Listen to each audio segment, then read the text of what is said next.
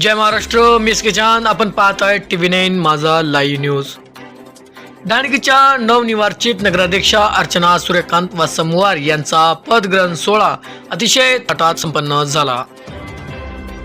शहराचा विकास करणे आणि जनतेचे माझ्यावर टाकलेले विश्वास सार्थ ठरवणे हेच माझे मुख्य ध्येय आहे. विकासासाठी मी सदैव तत्पर राहीन असे खंबीर प्रतिपादन नगराध्यक्षा अर्चना सूर्यकांत वासमवार यांनी केले आहे.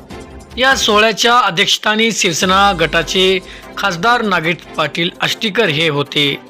विकासासाठी निधीची कमतरता पडू देणार नाही. खासदार नागेश पाटील आष्टीकर यांनी ढाणकी शहराच्या प्रगतीसाठी खासदार निधीतून भरीव मदत केली जाईल. तर बाळासाहेब पाटील चंद्रे काँग्रेस यांनी आता गट तड बाजूला सावरून सर्वांनी केवळ ढाणकीत विकासाची गंगा आणण्यासाठी एकत्र यावे असे आवाहन केले. ब्युरो रिपोर्ट TV9 माझा लाईनीसाठी मिलिंद चिकाटे, उमरखेड.